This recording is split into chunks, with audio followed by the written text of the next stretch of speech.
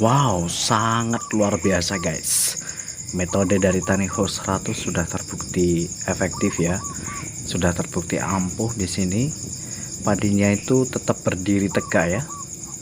Dan sedangkan ini punya tetangga itu sudah pada tumbang ini karena hujan dan angin. Artinya kita memang tepat ya metode ini.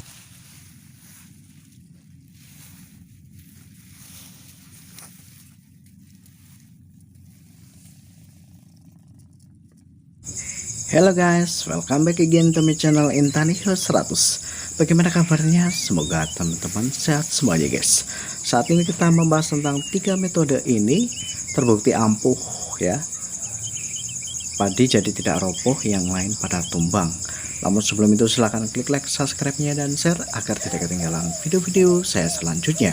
Baik, 3 metode ini terbukti ampuh, padi jadi tidak roboh, yang lain pada tumbang. Harap teman-teman dapat menyimak hingga selesai agar tidak gagal paham dan langsung dapat dipraktekkan ke tanah padinya. Karena mengingat pada saat ini tuh kan musim hujan, angin ya. Apabila kita salah metode, salah cara, maka akibatnya fatal. Ini punya tetangga saya banyak yang tumbang dan ini sudah tidak tumbang ya. Karena memang kita atasi dari sejak dini mungkin ya. Yang pertama yang teman-teman harus atasi itu hama werengnya. Gak usah tanggung-tanggung ya. Kita menggunakan Pexalon. Pexalon ini berbahan aktif triflumethoprene 106 gram per liter. Ini sangat efektif untuk menanggulangi hama wereng sehingga batang tanah padi kita itu tetap kokoh dan tidak lemas. Apabila ini tidak cepat diatasi sejak dini mungkin, ini biasanya memang akibatnya fatal teman-teman. Ini punya tetangga saya yang samping kiri itu banyak yang rebah ya. Karena memang penanggulangan hama wereng itu dia terlambat. Bahkan ada yang masih kurang ya. Akibatnya seperti ini, fatal sekali teman-teman ya. Tapi punya kita aman. Karena batangnya kokoh, ketika kena air hujan dan angin itu tetap kokoh ya. Tapi kalau kena wereng itu tidak diatasi, maka cepat robah seperti ini. Kemudian yang kedua itu atasi hawar daun pelepah. Hawar daun pelepah ini adalah termasuk jamur yang dapat membusukkan batang tanaman padi kita. Ini biasanya kalau tidak diatasi juga fatal teman-teman ya. Karena apa? Kalau batang sudah banyak yang kropos, terkena jamur, banyak yang busuk, maka ketika terkena hujan, terkena angin, maka cepat roboh seperti ini ya. Tapi punya kita kan sudah kita antisipasi sejak dini mungkin, yaitu sejak umur 40, 50, 60 HSD dengan menggunakan fungisida skor berbahan aktif difenoconazole 250 gram per liter. Jadi batang tetap kokoh, tetap kuat, tidak terserang oleh hawar daun pelepah atau jamur batang. Sehingga ketika terkena air hujan ya tidak masalah ya, tetap kokoh. Ini padahal sangat-sangat subur ya, anakannya banyak. Kemudian bulir padinya juga mantul-mantul ya. Kemudian yang tidak kalah pentingnya nomor 3 ini, berikan pupuk jiawang. Jiawang ini mengandung kalium 333 per liter dan silikanya 285 per liter ya.